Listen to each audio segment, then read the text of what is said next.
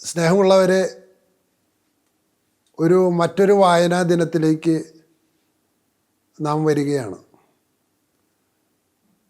വായന മനുഷ്യൻ്റെ വ്യക്തിത്വത്തെയും ചിന്തയെയും വളർത്തി അത് കുടുംബത്തിൻ്റെയും രാഷ്ട്രത്തിൻ്റെയും ക്ഷേമം വർദ്ധിപ്പിക്കും എന്ന് പറയാനാണ് ഞാൻ ഈ എപ്പിസോഡിൽ ശ്രമിക്കുന്നത്.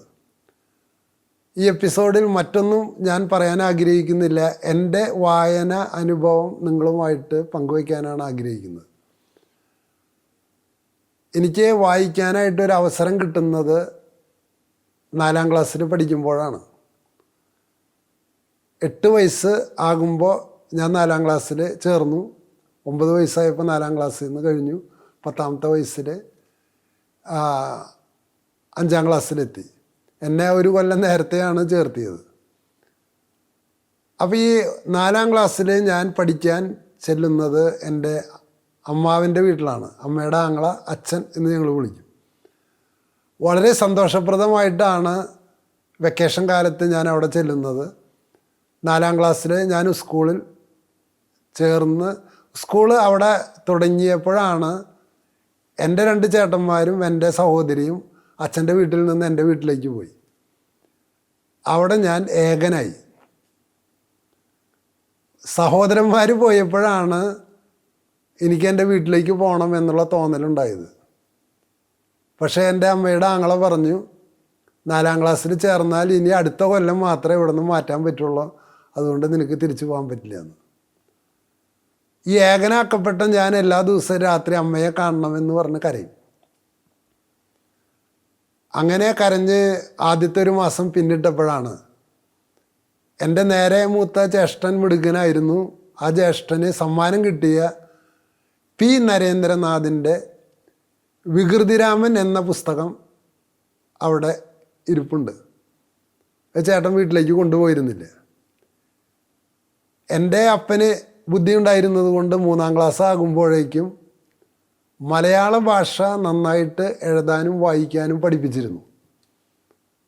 ഇന്നത്തെ മാതാപിതാക്കൾക്ക് പറ്റിയ തെറ്റ് എന്ന് പറഞ്ഞാൽ ഈ അക്ഷരമാലയും അർത്ഥവും നാനാർത്ഥവും പര്യായവും പഠിപ്പിക്കാനായിട്ട് പരിശ്രമിക്കണ്ട എന്ന് ചില വിദ്യാഭ്യാസ വിചക്ഷണന്മാർ പറഞ്ഞ കാരണം അവരത് ശ്രദ്ധ കൊടുത്തില്ല. അതുകൊണ്ടാണ് ഇന്ന് പല കുട്ടികൾക്കും മലയാള ഭാഷ വായിക്കാൻ പറ്റാത്ത അവസ്ഥയിൽ വന്നുപെട്ടത്. അപ്പോൾ എൻ്റെ കയ്യിൽ ഈ 4ാം ക്ലാസ്സിൽ പഠിക്കുന്ന എൻ്റെ കയ്യിൽ ഈ വികൃതിരാമൻ എന്ന പുസ്തകം വന്ന് പെട്ടപ്പോൾ ഞാനത് വായിക്കാൻ തുടങ്ങി. ഒരു കുരങ്ങൻ്റെ കഥയാണ്. പി നരേന്ദ്രനാഥിൻ്റെ നരേഷൻ എന്ന് പറഞ്ഞാൽ അതിമനോഹരമാണ്. അദ്ദേഹത്തിൻ്റെ മറ്റൊരു പുസ്തകമാണ് കുഞ്ഞിക്കൂനൻ. അത് ഞാൻ സ്കൂളിൽ പഠിച്ചിട്ടുണ്ട്. അതിമനോഹരം എന്ന് അതിനൊക്കെ വിശേഷിപ്പിക്കാൻ കഴിയും. അപ്പോൾ ഈ പി നരേന്ദ്രനാഥിൻ്റെ വികൃതിരാമൻ എന്ന പുസ്തകം 1 മാസം എടുത്തിട്ട് ഞാൻ വായിച്ചു. പക്ഷേ ആ പുസ്തകം വായിച്ചു കഴിഞ്ഞപ്പോൾ വീണ്ടും വായിക്കാൻ പുസ്തകമില്ല. അപ്പം ഞാൻ വീണ്ടും അതേ പുസ്തകം തന്നെ വായിച്ചു. പക്ഷേ 2ാമത് വായിക്കാൻ ഒരാഴ്ച എടുത്തുള്ളൂ. 3ാമതും സമയം പോകാതായപ്പോൾ ഞാൻ അതിരുന്ന് വായിച്ചു. 4ാമതും വായിച്ചു, 5ാമതും വായിച്ചു, 6ാമതും വായിച്ചു, 7ാമതും വായിച്ചു. ഒരേ പുസ്തകം. അങ്ങനെ ഞാൻ എത്ര പ്രാവശ്യം ആ പുസ്തകം വായിച്ചു എന്നതിന്, അതായത് 100 കണക്കിന് പ്രാവശ്യമാണ് ഒരേ നോവൽ വായിക്കുന്ന ഇരുന്നിട്ട്. അങ്ങനെ ഇരിക്കുമ്പോൾ രാത്രി ദിവസം എൻ്റെ അച്ഛൻ്റെ വീടിന് ചുറ്റുമുള്ളത് ചില ഈഴവ കുടുംബങ്ങളാണ്. തൊട്ടപ്പുറത്ത് താമസിക്കുന്ന ഉണ്ണിയേട്ടൻ, അതേ ഇഴവനാണ്. നല്ല സ്റ്റാൻഡേർഡുള്ള ഫാമിലിയാണ്. അദ്ദേഹം കൊച്ചി ദേവസ്വം ബോർഡിൽ ജോലിക്കാരനാണ്. അദ്ദേഹം എന്നോട് ചോദിച്ചു, എടാ മോനെ, അമ്മയെ കാണാതെ നിനക്ക് എങ്ങനെയാണ് ജീവിക്കാൻ പറ്റുകയെന്ന്. അപ്പം ഞാൻ ഉണ്ണി മാഷോട് പറഞ്ഞു, അമ്മയൊക്കെ ഞാൻ ഭാവനയിൽ കാണില്ലേ മാഷേ. അപ്പം അദ്ദേഹം എന്നോട് പറഞ്ഞു, എടാ മോനെ, അമ്മയെ ഭാവനയിൽ കാണാൻ കഴിയുമെന്ന വാക്ക് നിനക്ക് ഉപയോഗിക്കാൻ കഴിയുമെങ്കിൽ നീ ആൾ അപാര ബുദ്ധിയുള്ള ആളാണല്ലോ. ഇപ്പോഴാണ് എനിക്ക് മനസ്സിലായത് അപാര ബുദ്ധി ഉണ്ടായിട്ടൊന്നല്ല ആ വാക്ക് പ്രയോഗിച്ചത്. ഈ വികൃതിരാമൻ എന്ന ഈ കഥയിൽ അനേകം പ്രാവശ്യം വായിച്ചപ്പോൾ അതിലെഴുതിയിട്ടുണ്ട് എന്തെന്ന്. അപ്പോൾ ഈ വികൃതിരാമൻ തൻ്റെ വളർത്തച്ഛനെ ഭാവനയിൽ കണ്ടു. അതിവിടെ റിപ്പീറ്റ് ചെയ്യാണ്, ഇൻപുട്ടാണ് ഔട്ട്പുട്ടായിട്ട് പുറത്ത് വന്നത്. എന്നിട്ട് ഈ ഉണ്ണിമാഷ എന്നോട് പറഞ്ഞു, എന്നോട് വേറെ ആരും ജീവിതത്തിൽ വായിക്കാൻ പറഞ്ഞിട്ടില്ലേ, അതേ എന്നോട് പറഞ്ഞു, നീ വീട്ടിൽ പോയാൽ മാതൃഭൂമി ആഴ്ചപ്പതിപ്പ് വായിക്കണം. 5ാം ക്ലാസ്സുകാരനോടാണ് പറയണ കേട്ട. അപ്പോൾ വീട്ടിൽ വന്നപ്പോൾ എൻ്റെ വീടിൻ്റെ മുന്നിൽ നേരെ മുന്നിലുള്ള കെട്ടിടം പീപ്പിൾസ് വാൻഗാർഡ് എന്നാണ് അറിയപ്പെടുക. അതിൻ്റെ 2 ഇതപ്പുറം യൂത്ത് കോൺഗ്രസിൻ്റെ ഓഫീസുണ്ട്. യൂത്ത് കോൺഗ്രസിൻ്റെ ഓഫീസിൽ മാതൃഭൂമി ആഴ്ചപ്പതിപ്പുണ്ട്. പീപ്പിൾസ് വാൻഗാർഡിൽ കേരള ശബ്ദവും ജനയുഗവും ഉണ്ട്. അപ്പം ഞാൻ ഈ മാതൃഭൂമി ആഴ്ചപ്പതിപ്പും മലയാള മനോരമയാണ് അവിടെ ഉള്ളത്. എൻ്റെ അപ്പനെയും മലയാള മനോരമ വായിക്കുന്നത് ഇഷ്ടമില്ല. പക്ഷേ 5ാം ക്ലാസ്സിൽ ഞാൻ ഇവിടെ വന്നപ്പോൾ മാതൃഭൂമി ആഴ്ചപ്പതിപ്പാണ് 10 വയസ്സിൽ വായിക്കാൻ ആരംഭിച്ചത്. അപ്പോൾ അതിലെ കഥകളും മറ്റു കാര്യങ്ങളും വായിച്ചാൽ മനസ്സിലാവോ? ഇല്ല. ലേഖനങ്ങൾ അപാര സ്റ്റാൻഡേർഡാണ്, ഒന്നും മനസ്സിലാവില്ല. പക്ഷെ അതിൽ പറക്കും കട്ടിൽ എന്ന് പറയുന്ന ചിത്രകഥയുണ്ട്, ഒഡീസിയസിൻ്റെ ചിത്രകഥയുണ്ട്. അങ്ങനെ ഈ മുത്തശ്ശി കഥകളും ചിത്രകഥകളും ഞാൻ വായിക്കാൻ തുടങ്ങി. ഒഡീസിയസ് വായിച്ചപ്പോൾ എനിക്ക് ഹരമായി. മലയാള മനോരമയുടെ ബോബനും മോളിയും എൻ്റെ സന്തത സഹചാരിയായി. മനോരമ പേപ്പറിലെ ഫാൻറ്റം മാൻഡ്രേക്ക് കഥകൾ എനിക്ക് ഭയങ്കര ഇഷ്ടമായി. അപ്പോൾ ഇത് ഞാൻ പറയുന്നത് ചിത്രകഥയിലൂടെയാണ് ഒരു കുട്ടിക്ക് വാക്കും ഈ പടവും തമ്മിൽ അസോസിയേറ്റ് ചെയ്തിട്ട് കഥ പൂർണ്ണമായിട്ട് കിട്ടുന്നത്. അതാണ് പിന്നീട് ശരിക്കും ഇമാജിനേഷനായിട്ട് പടമില്ലെങ്കിലും വാക്കിൽ നിന്ന് ഇമാജിനേഷനെ സൃഷ്ടിക്കുന്നത്. അപ്പോൾ കുട്ടികളുടെ വളർച്ചയിൽ ഞാൻ ഒരു കാര്യം പിന്നീട് ഓർത്തെടുത്തതാണ് ഈ അസോസിയേഷൻ, വാക്കും ചിത്രവും. ഈ അസോസിയേഷനാണ് പിന്നീട് മനുഷ്യനെ ഇമാജിനേഷനിലേക്ക് നയിക്കുന്നത്. അങ്ങനെയാണ് ഒരു കുട്ടിയുടെ ബുദ്ധി വളരുന്നത്. അപ്പോൾ ഇവിടെ 6ാം ക്ലാസ് ആയപ്പോഴേക്കും മാതൃഭൂമി ആഴ്ചപ്പതിപ്പിൽ ചില കഥകൾ, ഖണ്ഡശ നോവലുകൾ വായിക്കാൻ ആരംഭിച്ചു. അങ്ങനെ വായിച്ച കഥകളാണ് ശ്രീകൃഷ്ണ ആലനഹള്ളിയുടെ കാട്, VS ഖണ്ഡേക്കറുടെ യയാതി, പുനത്തിൽ കുഞ്ഞബ്ദുള്ളയുടെ സ്മാരക ശിലകൾ, VKNൻ്റെ പിതാമഹൻ. അപ്പോൾ ഇതൊക്കെ വായിച്ചിങ്ങനെ രസിച്ചുകൊണ്ടിരിക്കുകയാണ്. അപ്പോൾ യയാതി എന്ന കഥയിലെ പ്രധാന പ്രശ്നം, ഭാര്യ പ്രസവിക്കാൻ പോയപ്പോൾ 2ാം ഭാര്യ വേറൊരു വേലക്കാരത്തിയുടെ അടുത്ത് സെക്സിന് പോയതാണ്. അപ്പോൾ 11 വയസ്സിൽ എനിക്ക് ബഹുഭാര്യത്വത്തെക്കുറിച്ച് അറിവുണ്ട് എന്ന് ഞാൻ ഒരു പ്രസംഗത്തിൽ പറഞ്ഞപ്പോൾ അതിൻ്റെ അടിയിൽ എഴുതിയിരിക്കുക അതൊരു നുണയാണെന്ന്. അത് നുണയല്ല, അത് ഇങ്ങനത്തെ നോവലുകൾ വായിച്ചിട്ടാണ് കിട്ടിയത്. അപ്പോൾ ഒരപ്പന്, ഒരമ്മയ്ക്ക്, ഒരച്ഛന് ചെയ്യാവുന്ന ഏറ്റവും പ്രധാന കാര്യം എന്താ?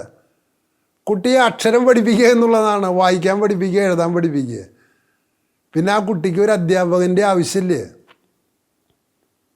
ജ്ഞാനോദയം എന്ന് പറയുന്ന ഒരു വിഷയത്തെക്കുറിച്ച് ഒരാൾ പ്രസംഗം പറയണ കേട്ടു. എനിക്ക് നാണം തോന്നി. അതിനെക്കുറിച്ച് പിന്നീട് ഒരിക്കൽ സംസാരിക്കാം. ജ്ഞാനോദയം എന്നാൽ ഗുരുവില്ലാതെ പഠിക്കുക എന്നാണ് ശരിക്കുള്ള അർത്ഥം. ജ്ഞാനോദയത്തിൽ ഗുരുവില്ലേ, അവനവൻ തന്നെ സത്യം അന്വേഷിച്ച് കണ്ടെത്താണ്. എന്നെ സ്കൂളിൽ കോളേജിലൊക്കെ എല്ലാ ക്ലാസ്സിലും പുറത്താക്കും. ഞാൻ സ്വന്തം പഠിച്ചിട്ടുള്ളൂ. അതുകൊണ്ട് തന്നെ 43 വർഷത്തെ അധ്യാപനത്തിന് ശേഷം എനിക്ക് എന്താണ് മനസ്സിലായിട്ടുള്ളത്? ഒരധ്യാപകനും ഒരു വിദ്യാർത്ഥിയെയും പഠിപ്പിക്കാൻ കഴിയില്ല. 10ാം ക്ലാസ് കഴിഞ്ഞ് കോളേജിൽ ചെന്നപ്പോൾ തന്നെ ആ കാര്യം എനിക്ക് ബോധ്യമുണ്ട്. എന്താണ്? കോളേജിൽ സ്വയം പഠിക്കലുള്ളൂ, അല്ലാതെ അധ്യാപകൻ പഠിച്ചിട്ട് ആർക്കും മനസ്സിലാകില്ലേ ഇന്നും PG വിദ്യാർത്ഥികൾ നോട്ട് എഴുതി തരാൻ പറയുമ്പോൾ സങ്കടം വരാറുണ്ട്. കാരണം എനിക്ക് നിങ്ങളെ ഒന്നും പഠിപ്പിക്കാൻ പറ്റില്ല. നിങ്ങൾ അന്വേഷിക്കുന്നുണ്ടെങ്കിൽ ഞാൻ പറയുന്നതിൽ നിങ്ങൾ കണ്ടെത്തും. അപ്പോൾ ഇമ്മാനുവൽ കാൻ്റൊക്കെ ഉന്നയിച്ച ജ്ഞാനോദയം എന്ന് പറഞ്ഞാൽ ഒരു ഗുരുവും വേണ്ട, ഒരു അധികാരിയും വേണ്ട, സ്വയം അറിവിലേക്ക് വളരുക, അതിനുള്ള സാഹസികതയാണ് ജ്ഞാനോദയം. ഗുരുവില്ലാതെ സ്വയം അന്വേഷിച്ച് കണ്ടെത്തുക. നമുക്ക് തിരിച്ചു വരാം. അപ്പോൾ ഈ വായനയിൽ ചില സ്റ്റേജുകളുണ്ട്. അപ്പോൾ ഇത് വായിച്ചുകൊണ്ടിരിക്കുമ്പോൾ പാരലായിട്ട് ഞാൻ തൃശ്ശൂർ ടൗണിലുള്ള ലൂർദ് പള്ളിയിലെ ഇടവകാംഗമാണ്. എൻ്റെ ചേട്ടന്മാർ ആ പള്ളിയിലെ ലൈബ്രറിയന്മാരാണ്. ആ പള്ളിയിൽ വളർന്നു വന്ന ആൾക്കാരാണ് CL ജോസ്, ജോസഫ് പെട്ട മുതലായ അനേകം നേതാക്കളുണ്ട്. അവിടെ അനേകം പ്രഗത്ഭരായിട്ടുള്ള പ്രൊഫസർമാരും ഒക്കെയുള്ള സ്ഥലമാണ്. അവർ ഈ ലൈബ്രറിയിൽ, അവിടുത്തെ അച്ഛന്മാർ വളരെ മിടുക്കന്മാരായിരുന്നു. അവർ ലൈബ്രറിയിൽ വാങ്ങിച്ചു വെച്ച ഒരു സെറ്റ് ഓഫ് പുസ്തകങ്ങളുണ്ട്. അതിൻ്റെ ആദ്യത്തെ റേഞ്ചാണ് ഡിറ്റക്റ്റീവ് നോവലുകൾ. ദുർഗാ പ്രസാദ് ഗത്രിയുടെ മൃത്യുകിരണം, വെളുത്ത ചെകുത്താൻ, ഈ കട്ടിയാണ് കേട്ടോ. അപ്പോൾ 12 വയസ്സുള്ളപ്പോൾ ഈ ഇൻക്വിസിറ്റീവ്നെസ് കയറിയിട്ട് ഇത് വായിക്കുകയാണ്. അതിനിടയിലാണ് ഞാൻ ഒരു പുസ്തകം കാണുന്നത്, ഒഡീസിയസ് എന്ന് പറഞ്ഞ ഗ്രീക്ക് പുരാണമാണ്. അപ്പോൾ മാതൃഭൂമി ആഴ്ചപ്പതിപ്പിൽ ഇതിൻ്റെ ചിത്ര കഥ വായിച്ചിട്ടുണ്ട്. ആ താല്പര്യം എന്നെക്കൊണ്ട് ഒഡീസിയസ് വായിപ്പിക്കുകയാണ്. അപ്പോൾ ഒഡീസിയസ് എത്ര പ്രാവശ്യം വായിച്ചു? ആദ്യം വായിച്ചു, രസിച്ചു, വീണ്ടും വായിച്ചു, വീണ്ടും വായിച്ചു, വീണ്ടും വായിച്ചു, വീണ്ടും വായിച്ചു. 13-12 വയസ്സിൽ വായിച്ചിട്ടുള്ള ആ കഥ മുഴുവനായിട്ടും ഓർമ്മയിൽ നിന്ന് എടുത്ത് ആവർത്തിക്കാവുന്ന വിധത്തിൽ ആ കഥ അന്ന് അത്രയധികം പ്രാവശ്യം വായിച്ചു. പക്ഷെ അതിൻ്റെ ഇടയിലൂടെ ചില നോവലുകൾ വരികയാണ്. എന്താണ്? ഇവിടുത്തെ ഇന്ത്യൻ നോവലുകളിൽ എനിക്ക് ഇഷ്ടപ്പെട്ടിട്ടുള്ളത് വളരെ കുറച്ചാണ്. ഉദാഹരണത്തിന് ഇപ്പം ഞാൻ ഈ VKN പറഞ്ഞു, ശ്രീകൃഷ്ണ ആലനഹള്ളീനെ പറഞ്ഞു, VS ഖണ്ഡേക്കറുടെ യയാതി പറഞ്ഞു. VS ഖണ്ഡേക്കറുടെ യയാതി വായിച്ചിട്ട് ഈ 13-14 വയസ്സുള്ളപ്പോൾ ഞാൻ പറഞ്ഞത് ഇത് നോബൽ സമ്മാനം കിട്ടാനുള്ള സ്റ്റാൻഡേർഡ് ഉണ്ടെന്നാണ്. പിന്നീട് ഞാൻ മനസ്സിലാക്കി അതിന് ജ്ഞാനപീഠ അവാർഡ് കിട്ടിയെന്ന്. അതുപോലെ തന്നെ വായിച്ചിട്ടുള്ള പുസ്തകമാണ് SK പൊറ്റക്കാടിൻ്റെ ഒരു ദേശത്തിൻ്റെ കഥ. അതിന് ഞാൻ വായിച്ചതിന് ശേഷം പറഞ്ഞു നോബൽ സമ്മാനം കിട്ടാനുള്ള സ്റ്റാൻഡേർഡ് ഉണ്ടെന്ന്. അതിനും കിട്ടി ജ്ഞാനപീഠ അവാർഡ്. അപ്പോൾ ആദ്യം കുട്ടികൾക്ക് എന്ത് വായിക്കാൻ കൊടുക്കണം?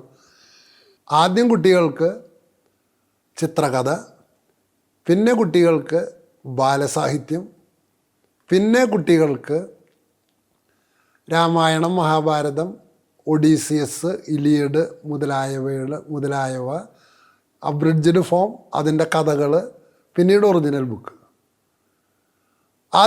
അതിന് പാരലായിട്ട് ഡിറ്റക്റ്റീവ് നോവലുകൾ, ബ്രോം സ്റ്റോക്കറുടെ ഡ്രാക്കുള, അല്ലെങ്കിൽ ആർതർ കൊനാൻ ഡോയലിൻ്റെ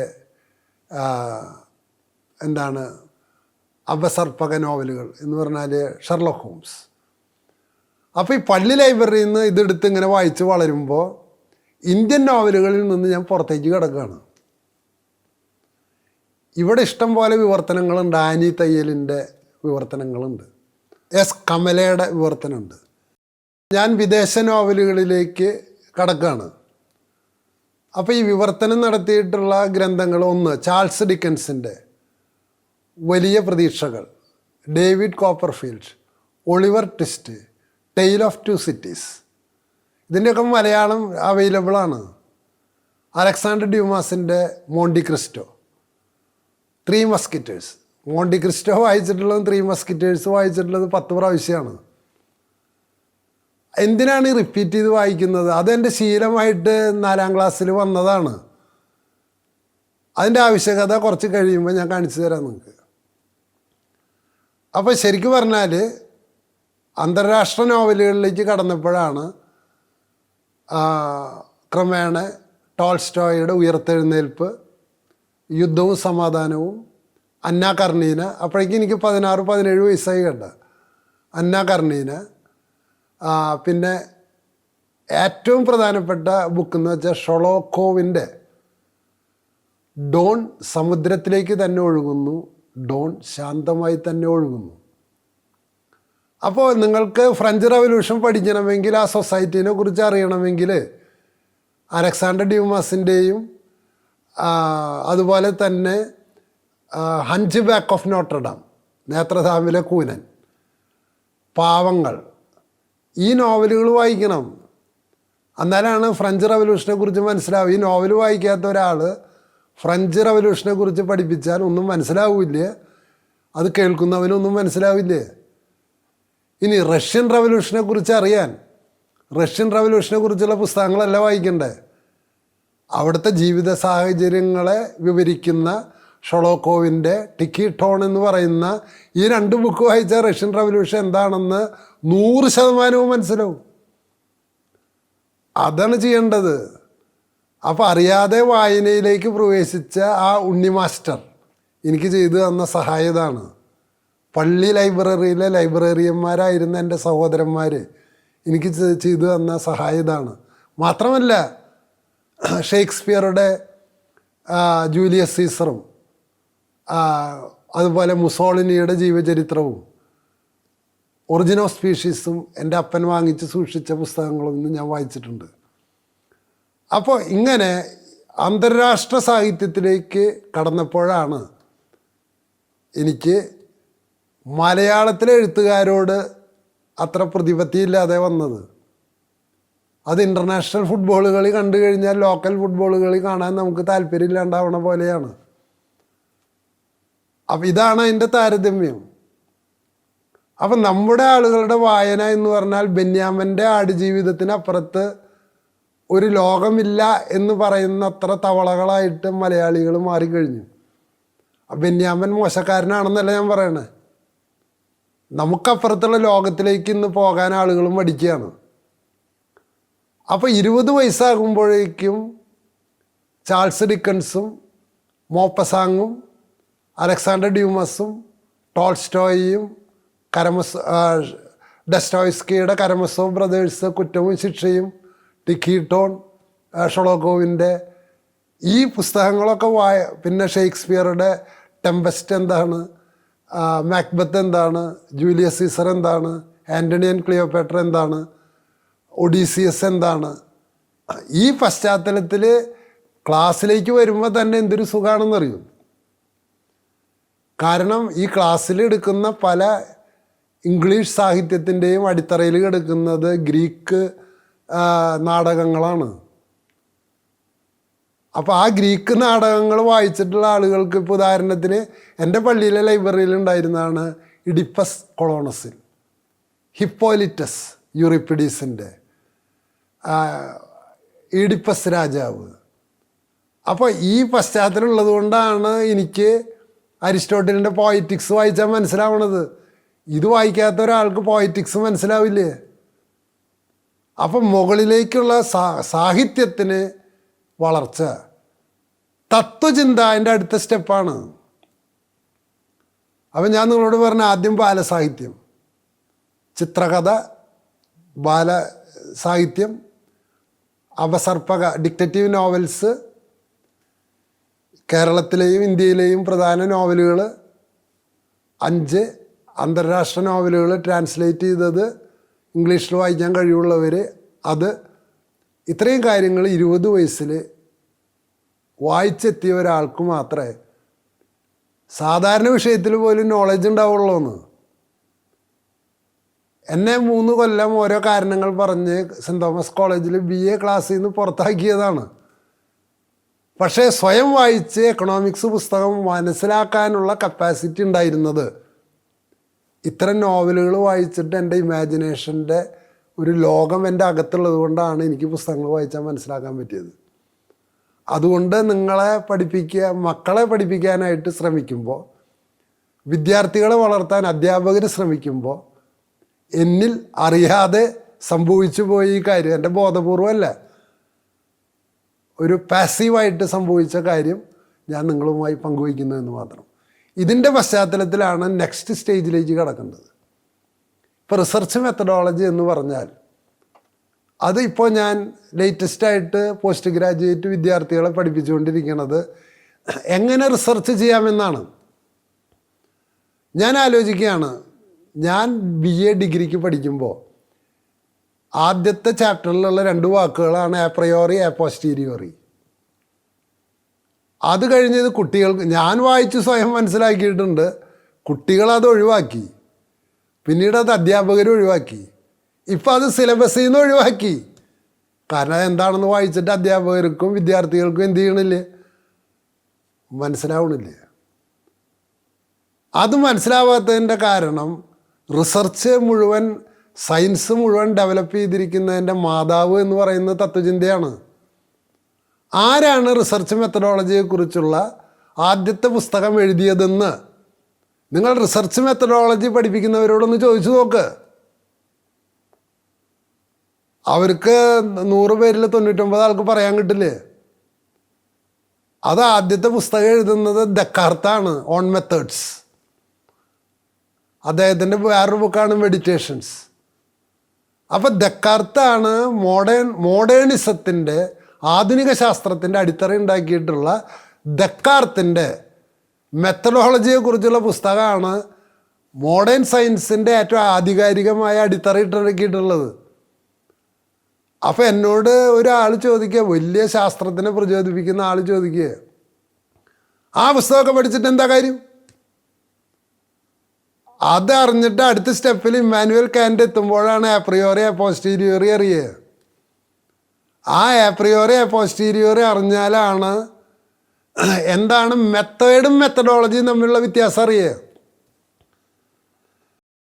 അതെന്താണെന്ന് ഇപ്പം ഞാൻ വ്യാഖ്യാനിക്കാൻ ശ്രമിക്കുന്നില്ല.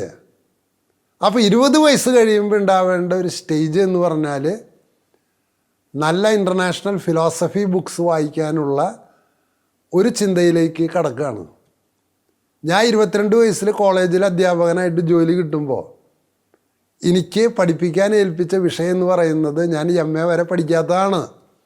ആരും എടുക്കാൻ തയ്യാറല്ലാത്തതുകൊണ്ട് സെൻറ്റ് തോമസ് കോളേജിൽ ഹെഡ് ഓഫ് ദ ഡിപ്പാർട്ട്മെൻറ്റ് ചോദിച്ചു, ഇവല്യൂഷൻ ഓഫ് എക്കണോമിക് തിയറി പഠിപ്പിക്കാൻ പറ്റുമെന്ന്.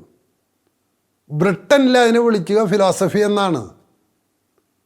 ഫ്രഞ്ചിൽ സോഷ്യലിസത്തെയാണ് ഫിലോസഫി എന്ന് വിളിക്കുക, ബ്രിട്ടനിൽ എക്കണോമിക്സിനെയാണ് ഫിലോസഫി എന്ന് വിളിക്കുക, ജർമ്മനിയിൽ ഐഡിയലിസത്തിനെയാണ് ഫിലോസഫി എന്ന് വിളിക്കുക. അപ്പം ഞാൻ പഠിപ്പിക്കാൻ തുടങ്ങുന്നത് തന്നെ ഫിലോസഫിയാണ്. അപ്പോൾ ആദാം സ്മിത്ത് എന്ത് ശരിയുണ്ട് എന്ത് തെറ്റാണെന്ന് അറിയണമെങ്കിൽ ഈ പുസ്തകങ്ങൾ ഒരു പ്രാവശ്യം വായിച്ചാൽ പോരാ, അനേക പ്രാവശ്യം റിപ്പീറ്റ് ചെയ്ത് വായിക്കണം. അങ്ങനെയാണ് കാറൽ മാർക്സിനെ പഠിച്ചത്. വളരെ സത്യസന്ധമായിട്ട് പറഞ്ഞാൽ 16 വർഷം ഞാൻ ആ വിഷയം വായിക്കുന്നു, പഠിപ്പിക്കുന്നു, വീണ്ടും വായിക്കുന്നു, വീണ്ടും പഠിപ്പിക്കുന്നു. കുട്ടികൾക്കാണോ മനസ്സിലായത് എനിക്കാണോ മനസ്സിലായതെന്ന് ചോദിച്ചാൽ സ്വയം പഠിക്കുന്ന കുട്ടികൾക്കും എനിക്കും മനസ്സിലായി, അല്ലാത്തവർക്ക് ഇത് മനസ്സിലായിട്ടില്ല. മനസ്സിലായിരുന്നെങ്കിൽ കേരളം ഇതിനേക്കാൾ മെച്ചപ്പെട്ടതായാണ്. അപ്പോൾ പുസ്തകങ്ങളുടെ റേഞ്ച്, വായന എന്ന് പറഞ്ഞാൽ കേരളത്തിലെഴുതിയ കുറേ കവിതയും ചങ്ങമ്പുഴയും എടശ്ശേരിയും മുട്ടത്ത് വർക്കിയിലും അവസാനിപ്പിക്കാതെ, മുട്ടത്ത് വർക്കി എന്നെ സ്വാധീനിച്ചിട്ടുണ്ട്. ആ പുസ്തകങ്ങളൊക്കെ മോശമാണെന്നല്ല പറഞ്ഞത്. ഒരു കുടയും കുഞ്ഞിപ്പെങ്ങളെ പോലെ ഇത്രയും മനുഷ്യ മനസ്സിനെ സ്വാധീനിക്കുന്ന മറ്റൊരു കൃതി നമ്മൾ ആഘോഷിക്കുന്ന എഴുത്തുകാരല്ല മനുഷ്യനെ സ്വാധീനിച്ചിട്ടുള്ളത്. P. നരേന്ദ്രനാഥും മുട്ടത്ത് വർക്കിയൊക്കെയാണ്. മറ്റവരുടെയൊക്കെ സെലക്റ്റീവ് ഓഡിയൻസായിട്ട് മാറിപ്പോയി. അപ്പോൾ ഇതിൽ നിന്ന് ഇന്ത്യൻ എഴുത്തുകാരെയും ശ്രീകൃഷ്ണ ആലനഹള്ളി, അല്ലെങ്കിൽ ചൊമൻ്റെ ഖാറന്തിൻ്റെ ചൊമൻ്റെ ദുടി, ബങ്കിം ചന്ദ്ര ചാറ്റർജിയുടെ കൃതി, അല്ലെങ്കിൽ VS ഖണ്ഡേക്കറുടെ കൃതി.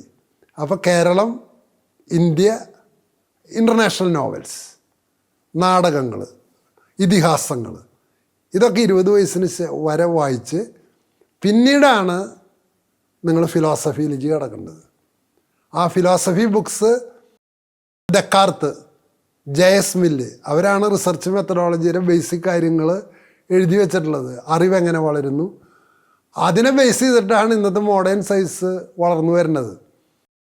മോഡേൺ സയൻസിനെ കുറിച്ച് പറയുക Francis bacon, Descartes, JS mill, അവരാണ് മെത്തേഡ്സ്. പിന്നെ ഇമ്മാനുവൽ കാന്റ്. മെത്തേഡ് എന്തായിരിക്കണം? അറിവിൻ്റെ. അതിൽ ഹ്യൂം സംഭാവന ചെയ്തിട്ടുണ്ട്, ബെർക്കിലി സംഭാവന ചെയ്തിട്ടുണ്ട്. എക്കണോമിക്സിൽ ആദാം സ്മിത്തിൻ്റെ എക്കണോമിക്സ് പുസ്തകത്തിനേക്കാൾ പ്രധാനം ആദാം സ്മിത്തിൻ്റെ എത്തിക്സ് ബുക്കാണ്, തിയറി ഓഫ് മോറൽ സെൻറ്റിമെൻറ്റ്സ്. പല എക്കണോമിക്സ് വിദ്യാർത്ഥികൾക്ക് ഇതറിയില്ലേ. ആ ബുക്കുകൾ വായിച്ചാലാണ് വെസ്റ്റേൺ സൊസൈറ്റി എന്താണെന്ന് അറിയുള്ളൂ, ഇന്നത്തെ കോണ്ടംപററി വേൾഡിനെ മനസ്സിലാക്കാനായിട്ട് കഴിയുള്ളൂ. അതുകൊണ്ട് വായനാവാരം എന്ന് പറഞ്ഞാൽ ആ കുഞ്ഞുണ്ണി മാഷ്ട കവിത ഞാൻ ആവർത്തിക്കുകയാണ്: വായിച്ചാൽ വളരും, വായിച്ചില്ലെങ്കിൽ വളയും. കുഞ്ഞിക്കൂനനും വികൃതിരാമനും ഒരു കുടയും കുഞ്ഞിപ്പെങ്ങളും കള്ളൻ കുഞ്ഞപ്പനും ഒക്കെ സ്വാധീനിച്ചത് പേഴ്സണാലിറ്റിയെ കറക്റ്റ് ചെയ്യാനാണ്. അതുപോലെ ഈ എന്താ പറയുക, നമ്മുടെ VS ഖണ്ഡേക്കറും ആലനഹള്ളിയൊക്കെ സ്വഭാവത്തെ കുറച്ചുകൂടി നന്നായിട്ട് പരിഷ്കരിക്കാൻ പഠിപ്പിച്ചു. യയാതി എന്നെ പഠിപ്പിച്ചു, സെക്സിൽ സമ്പൂർണമായ സംതൃപ്തിയില്ല. അതൊക്കെ അന്ന് വായിച്ച നിഴലുകളും ഇന്ന് അർത്ഥത്തിൻ്റെ പൂർണ്ണതയുമാണ്. അപ്പോൾ വായനാ ദിനം ആഘോഷിക്കുമ്പോൾ വായിക്കുക എന്ന് പറഞ്ഞാൽ ഇത്തരത്തിലുള്ളൊരു ഗ്രോത്ത് നിങ്ങൾക്കുണ്ടാവട്ടെ. അങ്ങനെ അവസാനം ദക്കാർത്തിൻ്റെ ഒരു സംഭവം കൂടി പറഞ്ഞിട്ട് ഞാൻ അവസാനിപ്പിക്കാം. ദക്കാർത്ത് ഓൺ മെത്തേഡ്സ് എന്ന് പറയുന്ന പുസ്തകത്തിൻ്റെ ആരംഭത്തിൽ പറയുന്നത് ഇങ്ങനെയാണ്: നിങ്ങൾ ഒരു നഗരം പണിതിട്ടുണ്ടെന്ന് കരുതുക. ആ നഗരത്തിൻ്റെ കൂടെ പുതിയത് പുതിയത് പുതിയത് പുതിയത് പുതിയത് പുതിയത് നിങ്ങൾ ആഡ് ചെയ്യുന്നു. ഓൾഡ് ഡൽഹി, പുതിയ റോഡ്, പുതിയ കെട്ടിടം, പുതിയ സ്റ്റേഡിയം ആഡ് ചെയ്യുന്നു. അതിനു പകരം നിങ്ങൾ ഒന്നുമില്ലായ്മയിൽ നിന്ന് പുതിയതായിട്ട് ന്യൂ ഡൽഹി ക്രിയേറ്റ് ചെയ്യണം. ആ പുതിയതായിട്ട് ക്രിയേറ്റ് ചെയ്യുന്നതിനാണ് ഭംഗി. പഴയ വീടുമ്പോൾ ഏച്ചുകൂട്ടൽ നടത്തണം, പുതിയതായിട്ടൊരു വീട് പണിയുന്നു. ഏച്ചുകൂട്ടിയത് മുളച്ചിരിക്കും. അതുകൊണ്ട് നിലവിൽ അനേകം പേര് കണ്ടെത്തിയിട്ടുണ്ട്. അതിനൊക്കെ മാറ്റി നിർത്തിക്കൊണ്ട് അവയെ സ്വാംശീകരിച്ച് പുതിയതൊരെണ്ണം നിങ്ങൾ സൃഷ്ടിക്കുക. അതാണ് മനുഷ്യൻ്റെ ബുദ്ധിയുടെ പുരോഗതിയും രാഷ്ട്രത്തിൻ്റെ പുരോഗതിയും അടിസ്ഥാനം വിടുന്നത്. നിങ്ങൾ മാതാപിതാക്കൾ കുട്ടികളെ എങ്ങനെയാണ് സഹായിക്കേണ്ടത്? പൈസ ചിലവാക്കുമ്പോൾ ഇന്നത്തെ മാതാപിതാക്കൾക്കും കുട്ടികൾക്കും പുസ്തകം വാങ്ങി വീട്ടിൽ വയ്ക്കാൻ മടിയാണ്. നിങ്ങൾ എന്ത് ചെയ്യണം? രാമായണവും മഹാഭാരതവും ഇലിയഡും ഒഡീസിയസും വിർജിലിൻ്റെ ഏനിയഡും കാശ് കൊടുത്ത് നിങ്ങളുടെ വീട്ടിൽ വാങ്ങിച്ചു വയ്ക്കുക. ബാലകഥകൾ വാങ്ങിച്ചു വയ്ക്കുക. കഥാസരിത്സാഗരം വാങ്ങിച്ചു വയ്ക്കുക. അപ്പോൾ ബാലകഥകളും കഥകളും കഴിഞ്ഞാൽ അന്താരാഷ്ട്ര നോവലുകളുടെ അബ്രിഡ്ജ്ഡ് ഫോം വാങ്ങിച്ചു വയ്ക്കുക. അത് കഴിഞ്ഞ് ശാസ്ത്ര പുസ്തകങ്ങൾ വാങ്ങിച്ചു വയ്ക്കുക. തത്വചിന്താ പുസ്തകങ്ങൾ വാങ്ങിച്ചു വയ്ക്കുക. അതവിടെ ഇരിക്കട്ടെ. അത് കുട്ടികൾ കുറച്ച് കഴിയുമ്പോൾ ആവശ്യമെടുത്ത് വായിക്കും. അതാണ് ഒന്നാമത്തെ സ്റ്റെപ്പ്. രണ്ടാമത്തെ സ്റ്റെപ്പ് കുട്ടികളോട് പറഞ്ഞു കൊടുക്കണം, വായിക്കുമ്പോൾ പ്രത്യേകിച്ച് ഇംഗ്ലീഷ് പുസ്തകം വായിക്കുകയാണെങ്കിലും മലയാള പുസ്തകം വായിക്കുകയാണെങ്കിലും കയ്യിൽ ഒരു പെൻസിൽ കൈപിടിക്കണം. എന്നിട്ട് എന്ത് ചെയ്യണം? അറിയാത്ത വാക്കുകളുണ്ടെങ്കിൽ അത് അണ്ടർലൈൻ ചെയ്യണം. എന്നിട്ട് ആ പെൻസിൽ കൊണ്ട് അണ്ടർലൈൻ ചെയ്ത് ഗൂഗിളിലോ ഡിക്ഷണറിയിലോ നോക്കി അതിൻ്റെ അപ്പുറത്ത് അതിൻ്റെ അർത്ഥം എഴുതിയിടണം. എന്നിട്ട് അവർ രണ്ടാമത് വായിക്കുമ്പോഴാണ് പലപ്പോഴും അതിൻ്റെ അർത്ഥം അറിയുക.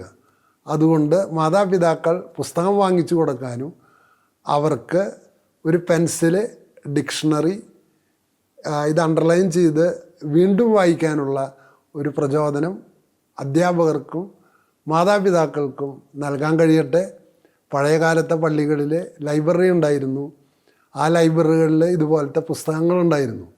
വെറും സ്പിരിച്വൽ പുസ്തകങ്ങൾ വായിച്ചിട്ട് ഒരാളും ഡെവലപ്പ് ചെയ്യില്ല. ഇന്ന് പല സമൂഹങ്ങളും നശിച്ചു പോകുന്നുണ്ടെങ്കിൽ അതിൻ്റെ കാരണം അവർ ആത്മീയ പുസ്തകങ്ങൾ മാത്രം വായിക്കുകയും അല്ലെങ്കിൽ പഠിക്കാനുള്ള പുസ്തകങ്ങൾ മാത്രം വായിക്കുകയും ഇത്തരം പുസ്തകങ്ങൾ വായിക്കാതിരിക്കുകയും ചെയ്യുമ്പോൾ അവരുടെ ചിന്താശക്തി ഇടുങ്ങി അവർ പരോക്കിയലായി വർഗീയവാദികളും വംശീയവാദികളുമായിട്ട് മാറുകയാണ്. അവർക്ക് മാനവികത ഉണ്ടാവില്ല. അതുകൊണ്ട് ആത്മീയ പുസ്തകത്തിൻ്റെ കൂടെ ഇത്തരത്തിലുള്ള നോവലുകളും കഥകളും ഇതിഹാസങ്ങളും കുട്ടികൾ സ്വയം വായിച്ച് അവർ വളരാനുള്ള, നമ്മൾ മനസ്സിലാക്കുക, നമ്മൾ ആരും ഗുരുക്കന്മാരില്ല. എന്ന് സ്വയം അന്വേഷിക്കുന്നുവോ അന്നാണ് അവർ വളരുക. യേശു തന്നെ പറയുന്നുണ്ട്, ഇതുവരെ ഞാൻ നിങ്ങൾക്ക് കുറേ കാര്യങ്ങൾ പറഞ്ഞ് തന്നു കഴിഞ്ഞു.